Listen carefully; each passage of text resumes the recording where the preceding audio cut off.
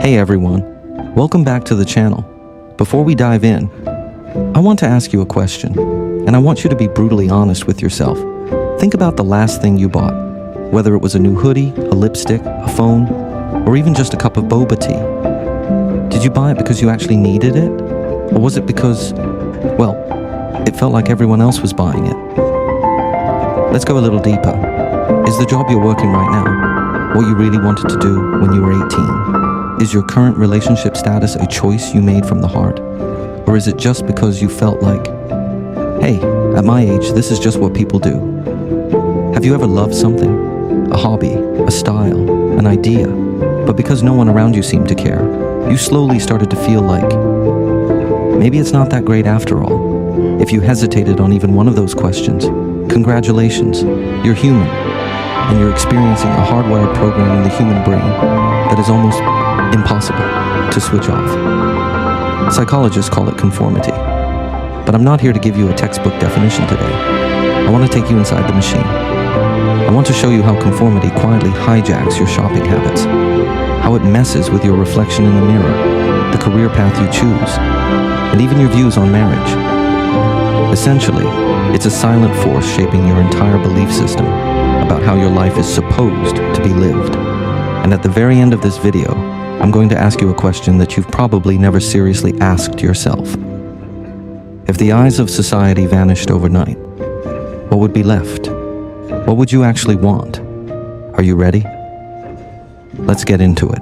Back in 1951, American psychologist Solomon Asch ran an experiment. The setup was incredibly simple. One card has a single line on it. Next to it, another card has 3 lines, labeled A, B, and C. Your job? Just one thing. Tell me which of the 3 matches the line on the left. The answer is obvious. There's no trick, no ambiguity. Anyone with normal vision can see the correct answer instantly. But you're in a room and you're not alone. There are 7 other people in there with you, and everyone has to give their answer out loud one by one. What you don't know is those 7 people. They're actors. They're in on it. On certain key rounds, these 7 actors, unanimously, with total confidence, point to the exact same wrong answer. And then, it's your turn. Stop right there for a second. Think about it. Your eyes see the truth. Your brain knows the answer. No one is threatening you. No one told you there would be consequences for being wrong. It's just 7 people before you, saying something that contradicts your own reality. That's it. Now, what do you say? Normally, the chance of getting this wrong is less than 1%. But in Asch's experiment, 75% of participants went along with the group and gave the wrong answer at least once. On average, people conformed to the collective error about 37% of the time. After the experiment, Asch asked them, why? Why did you choose that? One person said, I thought something was wrong with my eyes. I want you to sit with that sentence for a moment. Don't keep scrolling. The line was right there. His eyes were fine. He saw the truth clearly. But the voice of 7 strangers made him doubt, not them, but himself. Another person said something else. I knew they were wrong. I just didn't want to be the odd one out.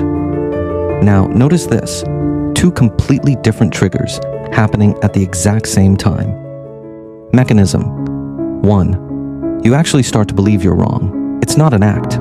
The group's consensus literally overwrites the signal from your eyes. Psychologists call this informational conformity. When the common sense around you is loud enough, it rewrites your perception of reality. Mechanism 2. You know you're right, but you choose silence. Not because you're weak, but because the feeling of being isolated is physically painful. You'd rather lie than be alone. This is normative conformity. It's not about seeking truth. It's about seeking a place to belong. Neuroscience actually backs this up. When humans experience social rejection, the brain lights up in the exact same areas as physical pain. It's not a metaphor. It is literal. To the brain, being isolated equals hurt. So conformity isn't about being stupid. It's a survival command, hard-coded into our DNA over tens of thousands of years. In the wild, being kicked out of the tribe meant death. Period. So your brain learned, follow the pack or die. That command, It was never deleted. The problem is your brain doesn't realize you're not on the savannah running from predators anymore. You're just filling out a college application. You're looking in the mirror.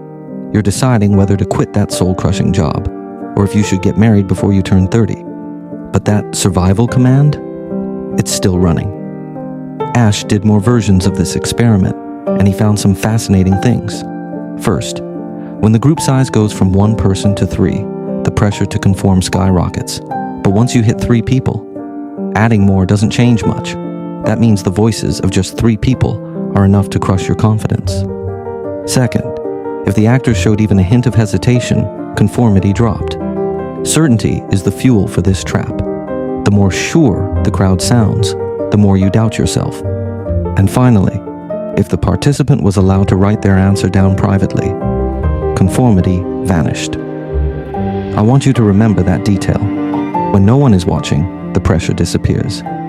This means that the pressure you feel when making big life decisions, that feeling of, I probably should, it's not coming from your soul.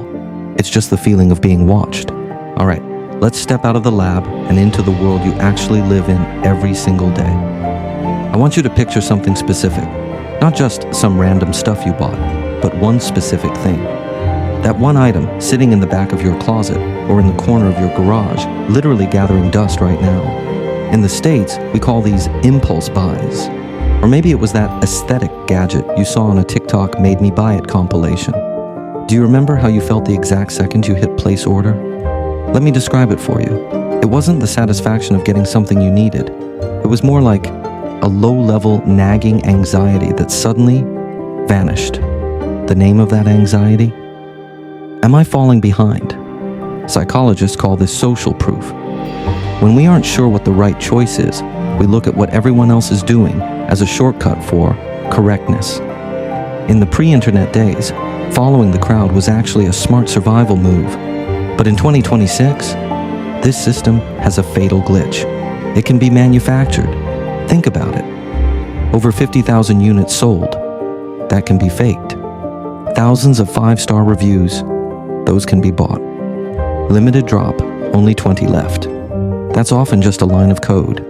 The #1 trending item this season, that's just an algorithm doing its job. The entire viral product industry is a factory, and its real product isn't the item itself. It's the feeling that everyone else is in on a secret that you're missing out on. It creates a digital version of Asch's room, where purchases replace voices, all telling you, this line is longer, get in line. There's a classic study on this. A restaurant added the words, our most popular dish, next to certain items on the menu. They didn't change the price. They didn't change the ingredients. Sales for those items jumped by 20%. 4 words, 20%. You think you're choosing your dinner? No. You're just following the lead. But the real tragedy isn't what you buy. It's what happens after you buy it. You get the package. You open it. And it's just okay. It's underwhelming. But then you go to leave a review. What do you write? Most people write nothing. Or they leave a generic, showed up on time, looks like the picture. Why don't you write, this was a waste of money, don't buy it? Because if you do that, you have to admit something painful. You were played. You followed the crowd. Your judgment was wrong, and you wasted your hard-earned cash. That is a bitter pill to swallow. So, your brain does something fascinating. It protects you. It starts rewriting your memory of the purchase. You start focusing on one tiny pro and ignoring all the cons until you feel okay with the money spent. Psychologists call this cognitive dissonance, and your silence, or that lukewarm "it's pretty good" review, becomes the fuel for the next person's mistake. You become a co-conspirator without even knowing it. But before we move on, think about this. Have you ever had something you truly loved? A song, a niche book, a specific style of clothing, a hidden spot in the city? It felt personal. It felt like yours. And then, it went viral. Everyone started talking about it. Suddenly, your feeling for it changed. It didn't get better. It felt diluted. You can't quite put your finger on why, but that thing just doesn't carry the same weight anymore. That fading feeling, that's your brain telling you that this thing isn't yours anymore. It now belongs to the actors. It's no longer your personal experience. It's just another answer on a card. Conformity doesn't just trick you into buying things you don't need. It quietly steals the things you actually love. I want to ask you a question that maybe no one has ever asked you directly. When was the last time you looked in the mirror and were truly satisfied with what you saw? I don't mean, I look okay today. I mean, looking at your reflection and thinking, this is perfect. How long did it take you to find that memory? There was a massive survey involving over 6,000 women across 10 different countries. They were asked one simple question. Do you think you're beautiful? Only 4% said yes. Not 4% said they were supermodels. Just 4% thought they were beautiful. That means 96% of the women on this planet don't feel good in their own skin. This isn't a natural human condition. Animals don't look in a lake and frown at their reflection. This systematic global dissatisfaction with our appearance is manufactured. Think about how beauty standards shift in the US. In the 90s, it was heroin chic, extreme thinness. In the 2010s, the Kardashian era took over, heavy contouring, fillers, and the BBL look. Today, the algorithm is pushing something else, the clean girl aesthetic. None of these are the truth. They are just cycles. They are symbols created by interest groups to commodify your face. This not enough feeling you have, that is the foundation of a multi-trillion-dollar beauty and wellness industry. If everyone woke up tomorrow and actually liked how they looked, the economy would literally collapse. Look at your own photos from 10 years ago. Remember when everyone was obsessed with matte everything and heavy king tut eyeliner? Then move to 2020. Suddenly, it was all about the dewy look. You needed to spend 45 minutes and $100 in Sephora products just to look like you weren't wearing any makeup. And now, in 2026, it's all about natural texture and skinimalism. But here's the catch. Do you know how many influencers posting no-filter selfies are actually boosted by preventative Botox, fillers, or laser treatments? Nobody knows, because nobody says it. This is the ultimate irony of modern beauty. You are using unnatural means to chase a version of natural defined by unnatural people. Let's look at the numbers here in the States. According to the American Society of Plastic Surgeons, procedures among people under 30 have skyrocketed. We're seeing the rise of Snapchat dysmorphia, where people go to surgeons asking to look like their filtered selfies. In the corporate world, it's no different. Studies in the US consistently show a beauty premium. Attractive people are more likely to get hired, get promoted faster, and earn significantly more over their lifetime. We tell ourselves we live in a meritocracy, but deep down, we know the game. You spend hours editing your LinkedIn headshot or your resume photo. Why? Because you know that if you don't play the look good game, you've already lost a step. It's the same with what you wear. 2015, skinny jeans are the law. 2020, skinny jeans are dead. If you wear them, you're old. Everything has to be oversized and 90s coded. 2024, slim fit is back. Your closet is a graveyard of things you used to love but now feel cringe wearing. The clothes didn't change. The actors just changed their lines, and you started disliking yourself all over again. And every time the cycle resets, the brands are right there to sell it back to you. We see the consequences of this everywhere.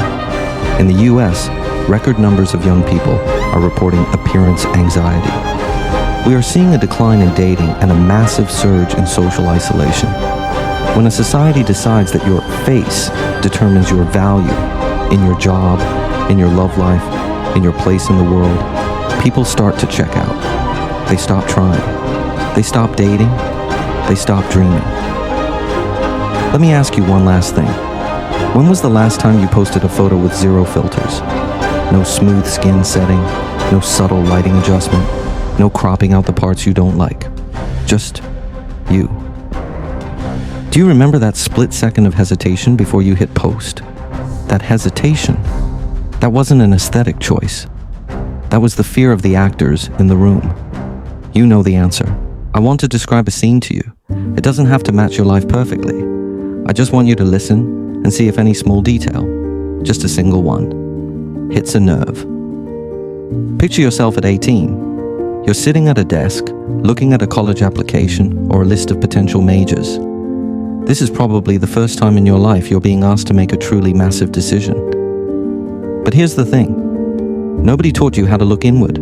Nobody asked you what actually sparks your curiosity, or what makes you lose track of time. Nobody asked what kind of work would still feel meaningful to you 10 years down the road. Nobody asked. So, you did the only thing you knew how to do. You looked at the job market. You looked at the starting salaries. You asked your parents. You looked at what your friends were doing. You Googled best degrees for the future. And then, you picked something that sounded safe. How many of us let our parents make that call? How many of us just followed the trend because we didn't want to be left behind? You didn't do anything wrong. You were just operating with zero guidance. You used the only tool you had, watching the crowd and following the line. That was the first time you outsourced the most important question of your life, what do I want, to someone else. Then you spent 4 years in school. You graduated. You landed a job at a respectable company. On paper, it looks good. But then, on some random Tuesday afternoon or late at night after a long shift, you're sitting there and this feeling starts to crawl up on you. It's not just tired. It's not the kind of tired a vacation can fix. It's deeper. It's a sense that something essential is missing. You scroll through your phone for an hour, go to sleep, and do it all over again the next day. You pushed that feeling aside. Once, twice, 1,000 times. I want to ask you, from the first time you felt that void until today, how much time has passed? There is a more hidden version of conformity that happens after you realize something is wrong. You know you're in the wrong place, but you don't leave. Not because it's good where you are, but because leaving requires a reason, a good enough excuse to give to your parents, your friends, and yourself. And in our society, saying, "My soul tells me this is wrong," isn't considered a valid reason. Remember that detail from Asch's experiment. When people could write their answers down privately, conformity vanished. But your career isn't private. It's on your LinkedIn. It's what you talk about at Thanksgiving dinner. It's lived out in front of everyone. The eyes of the actors are always on you, so you stay. You wait for that perfect reason to leave, a reason that for many people never actually comes. That's why so many people are miserable in jobs that look prestigious to everyone else. I want you to do something, right now, or maybe tonight when you're alone. Write down the one thing you used to think about constantly when you were 16, back when you were by yourself, before the world told you who to be. And then ask yourself, if someone had actually asked me back then, if someone had truly helped me figure that out, where would I be today? I'm not asking you this so you can live in regret. It's too late for that. I'm asking so you can feel the weight of that question. Because that question, it's still real. You are still the person with the answer. It's just that the answer has been on hold for a very, very long time. You're not anxious about your life. You're anxious because you're deviating from a script that was never yours to begin with. There's a very specific kind of anxiety, one that most people can't quite put a name to. It hits you when you're scrolling through social media and see someone your age hitting a milestone. Maybe they got married, got that promotion, bought a house, or their kid just took their first steps. You look at that post, and something inside you flinches. It's not just envy. It's more complex. It's like a timer is ticking in the background, like you're running late, like you're failing a test you didn't even know you were taking. We call this the should-buy timeline. Stable relationship by 25, engaged by 28, married by 30, kids by 32, homeowner by 35. Nobody ever officially passed this into law. There's no scientific evidence that people who follow this rhythm are happier or have fewer regrets. But this timeline exists in every, so are you still at Thanksgiving dinner? It's in that word, still. Still single? The subtext, you should have been married by now. Still renting. The subtext, you're behind on a schedule you never agreed to. That word, still, is the 7 actors in the room telling you, you're wrong, follow the line. Sociologist Irving Goffman called this script theory. We're all actors playing roles, following a pre-written script. What lines to say at what age, what milestones to hit, where to stand. But has anyone ever stopped to ask, who wrote the script? Was it tailored for you, or is it just a template forced onto everyone? I've seen so many people make life-altering decisions just because they felt it was time. Not because they were ready, but because the feeling of being left behind was too painful to bear. They suppressed that tiny voice inside, and years later, in the middle of the night, that voice returns. Is this what I actually wanted? Or did I just not want to be the odd one out? We've reached the deepest part of this journey. I want to give you a thought experiment. Don't just skip past this, really try it. Imagine you wake up tomorrow morning and one thing has changed. Everyone else has amnesia. Your parents don't remember their expectations for you. Your friends don't remember your past relationships or your job title. The entire social system of success and normalcy has been wiped clean. No one knows what you're supposed to be. In that morning, what would you choose to do? Would you keep your job, your routine? Would you still chase the same goals? If your answer doesn't change, great, you're on your own path. But if you feel a strange sense of lightness, if a thought pops up like, wait, then I'd actually want to pay attention to that thought. That is the voice that's been buried under the noise of the actors for years. Psychologists Edward Deci and Richard Ryan studied human motivation for 30 years. They found two main drivers: intrinsic motivation, doing something because it makes you feel whole, alive, and meaningful. Extrinsic motivation, doing something for status or because you're afraid of being judged. Conformity is pure extrinsic motivation. If you live your life this way, you turn your journey into a fill-in-the-blank test where you're just waiting for the crowd to give you the answers. Bronnie Ware, a palliative care nurse, recorded the top regrets of people at the very end of their lives. The number one regret wasn't about money or status. It was this: I wish I'd had the courage to live a life true to myself, not the life others expected of me. In the end, everyone in that room says the same thing. They realize the script was a lie. I promised you a number at the beginning. Here it is. In the Asch experiment, when all 7 actors gave the wrong answer, the conformity rate was 37%. But then, Asch made one change. He had just one actor give the correct answer. Just one voice. That single voice caused the conformity rate to crash from 37% down to 5%. You don't need to tear your whole life down tomorrow. You don't need to be a rebel just for the sake of it. You just need to be that one voice for yourself. Next time you feel that pressure, that I probably should, just stop for 1 second and ask, is this what I want, or is this what the 7 actors told me I should want? That 1 second is your dissenting voice. It doesn't have to be loud. It just has to speak. So, I'll leave you with this question for tonight. When the world is quiet, if the script disappeared and the actors went home, what kind of life would you actually want? Think about it. Truly. All right. That's it for today's video. Thanks for watching. I'll see you in the next one.